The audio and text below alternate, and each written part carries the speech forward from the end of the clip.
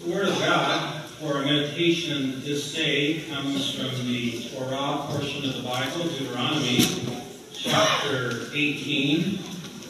These words in particular from God to Moses, to us. The Lord, your God, will raise up for you a prophet like me from among you, your fellow Israelites. You must listen to him. That is God's word. Someone has said that the longest 18 inches in the world is to our ear, to our brain, and to our heart. Oh, that God would take this word we hear today and place it into our ear, deep into our mind, and deep into our heart.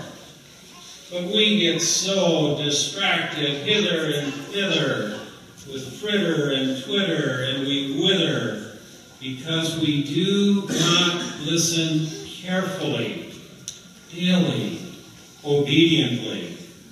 It's an ancient problem, people not listening to God's word carefully, thoughtfully, daily, obediently, and submissively.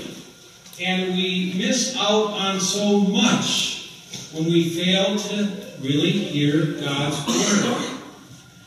The reason we run away from God's word, the way Jonah tried to run away from God, is because deep down inside we want to remodel God in our own image.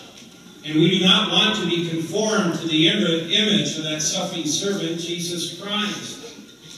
We always want to remodel God in our own little warped image, so we give him a cold shoulder, a deaf ear, not really grasping that his word is designed to set us free. Hitler, Stalin, Mao, they did not listen to God's word on creation. Instead, they imbibed the drunken froth of Darwin's drivel. Two of the most gifted scientists this past century, Sir Frederick Hoyle and Chandrika Mashini, did the numbers on Darwin's hypothesis, and they examined the mathematical possibilities of a human being coming to existence only from one little angle on making enzymes work in our body. And they concluded that for enzymes to develop on their own, no matter how much time you gave to them, the odds were 1 to 1, followed by 40,000 zeros. In a word, absurd. And yet so many scientists believe this day. They drink Darwin's poisonous Kool-Aid. Oh, if Charles Darwin had listened carefully to the voice of Christ in Psalm 139, oh, the massive misery this world would have been spared. The torture, the Holocaust, the massacres, the slaughter. In Psalm 139, David said, O Lord, God of Abraham, Isaac, and Jacob, the God of all grace, I will praise you, for I am fearfully and wonderfully made. Your works are so wonderful. You intricately designed me while I was in the womb of my mother. I know your works, O Lord. I know them, and they are so very good. And all that Darwin had not been the chief mentor of the world's greatest tormentors, Hitler, Stalin, and Mao. Hitler, Stalin, and Mao were nuts. They were demonic because they drank Darwin's Kool-Aid and they ran with it to the logical conclusion, and they thought that human beings were only matter. They bought hook, line, and sinker, that biology clinker of Darwin. And we can't comprehend this. It led to over 100 million people being slaughtered and tortured in ways that are just shocking. And it all happened because they did not listen carefully to the Word of God. The idea of spontaneous evolution from nothing by nothing cannot be reconciled with sound science and sound Scripture. It's absurd. And yet so many, quote, intelligent people believe in this nonsense. Moses tells us in our text today of a time that is coming. Now, he's speaking 3,500 years ago. He said a time is coming when God will raise up a great prophet. He will come from the Israelites. And Moses says, you must listen to him. Even before he talks about the message, the emphasis is on the him. The greatest prophet who's going to come. And it's interesting because in Exodus 23, there are words like this where the Lord God Father talks about a great messenger who will come and lead the children of Israel into the land of milk and honey. And he uses the same language. He said, you must listen to him. Same person. So a great prophet is coming who's going to be the greatest teacher in the world. And he's going to lead the children of Israel to the land of milk and honey. And when you survey everything that you might know, there's only one person that can fulfill that dual prophecy, and that is one who is greater than Jonah, greater than Solomon, greater than King David, greater than any other person in the world, the Lord Jesus Christ. He is history's greatest teacher and the only one who fulfills these prophecies of a coming marvelous messenger, prophet there. In the last century, most people that were in the know in education recognized that perhaps the greatest educator in the 20th century was a man by the name of Gilbert Hyatt. Gilbert Hyatt. He was a Scottish educator, steeped in the classics. He had a creative mind, brilliant mind.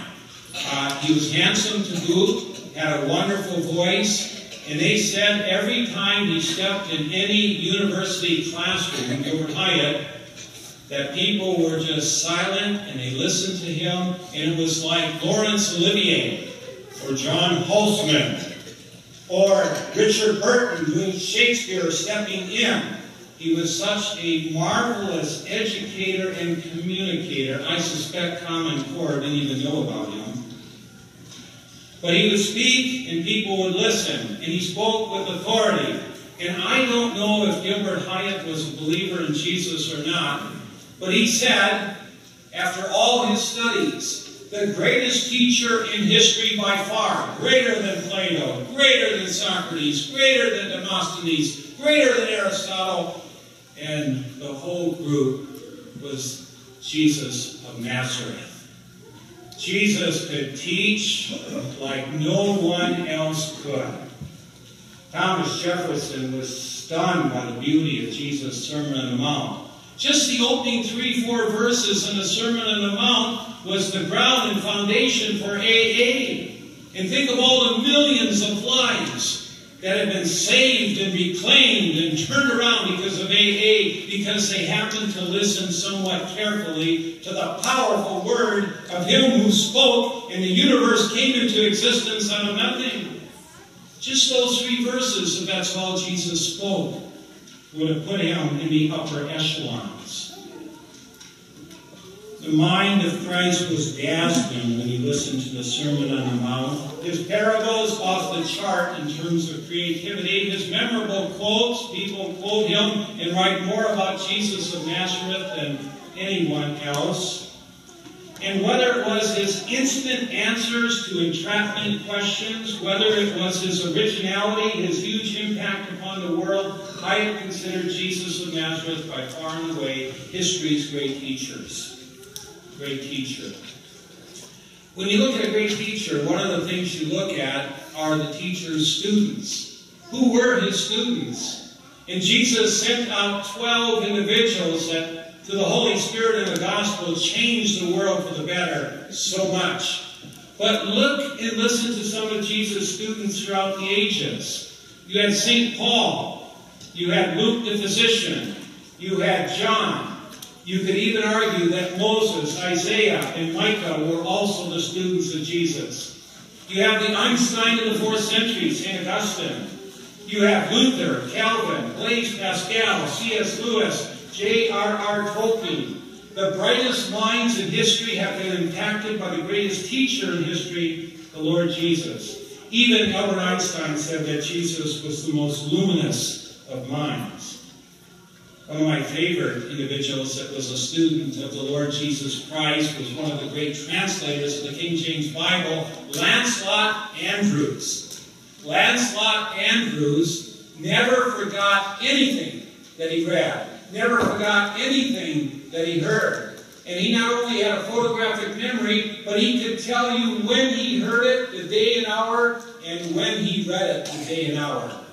And Lancelot Andrewes, great goal, and he influenced T.S. Eliot profoundly.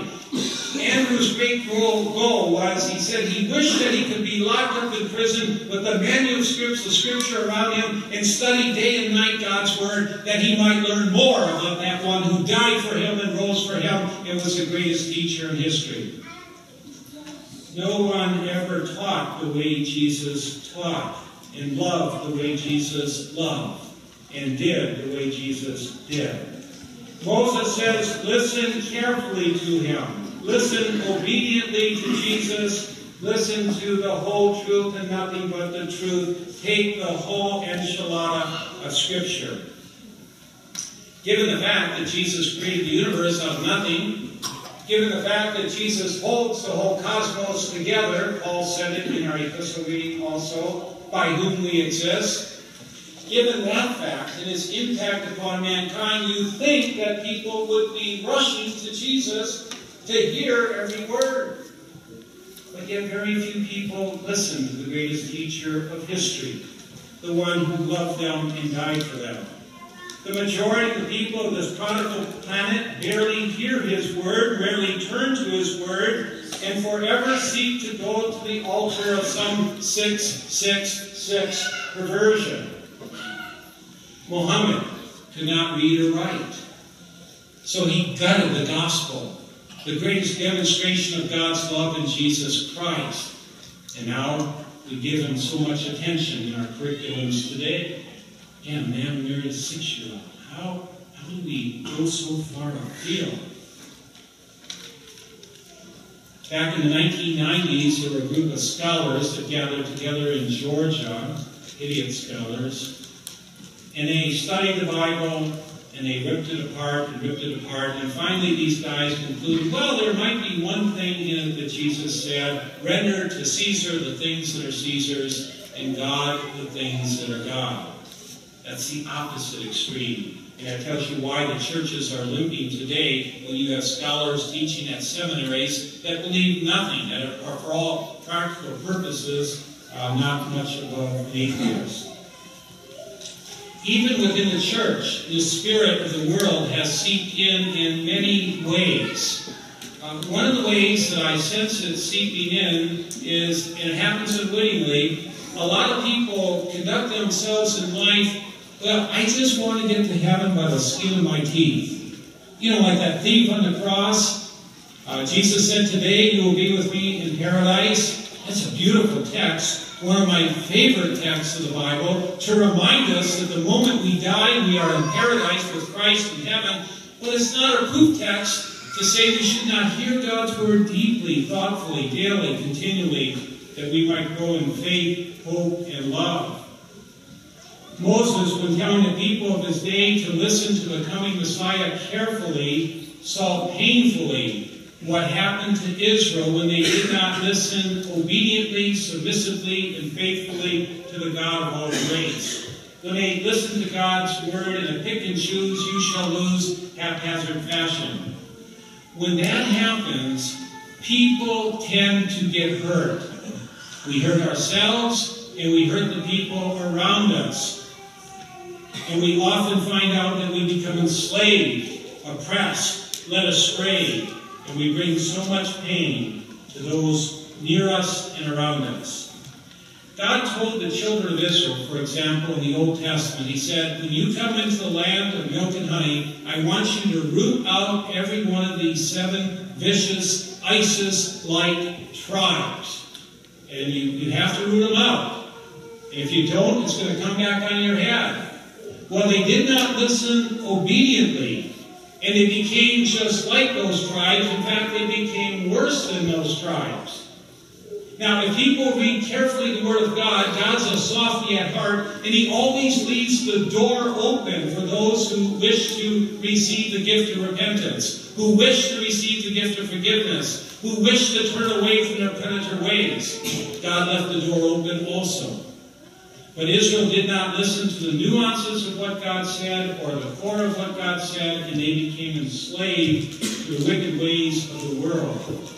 They did not listen carefully, obediently, and lovingly. They thought they could get by their pedigree and not to a childlike faith in accepting God's word. In our gospel reading today, Jesus comes into a synagogue and He teaches. And the people are, and the Greek kind of says it this way, they're whacked out by the authority which He spoke. They couldn't believe. We've never heard someone speak this way. With authority, not as the scribes, who just quote men and men and men, but one who quotes the Word of God creatively, coherently, cohesively, congruently, in a way that it all comes together. But in that synagogue, there was a man who was possessed by a demon, and for some reason, I don't know if the devil gave the demons a bounty to try to trip up Christ, but Jesus draws these demons like magnets. A guy who is possessed with a demon, he comes in there, and he starts yelling at Jesus in there in a way that had to terrify the people. And Jesus said to that guy, forgive me, hold your ears a little bit here, shut up. The same word that Jesus said to the storm when they were on the sea and the disciples were petrified and just filled with fear. Jesus said to the storm, shut up. The storm obeyed, the demon obeyed, but so often God's people would not obey. And here's the kicker in the Gospel of Mark. Here's the kicker. Mark's Gospel is different than the other three. In Mark's Gospel, when you read the whole Gospel, there appears to be only one guy that really gets who Jesus is. There appears to be only one guy that really listens wholeheartedly, deeply, thoughtfully. And it's a Roman centurion who's standing at the foot of the cross on Good Friday. He had seen many people die, but never someone die like Jesus of Nazareth. He heard Jesus forgive His enemies on the cross. Father, forgive them, for they know not what they do. He saw the compassion of Christ, the love of Christ, the nobility of Christ, the teaching of Christ, the preaching of Christ, darkness at noon. And as He stands there, He says, surely this must be the Son of God. He heard deeply the loving witness of God's Son in Jesus Christ.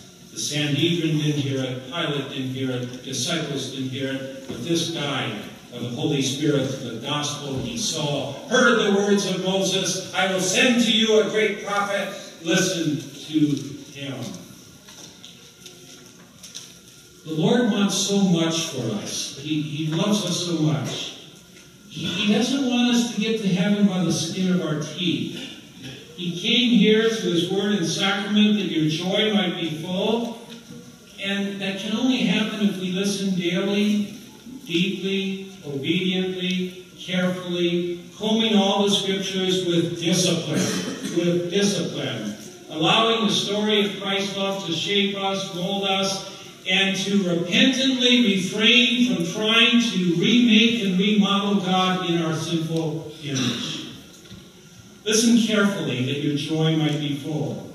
Listen daily that your faith might be robust. And listen to the whole Word of God so that you build upon the rock and not the quicksand of this world. And the peace of God that surpasses all understanding may it guard and keep your hearts and minds in Jesus Christ now and forever. Amen.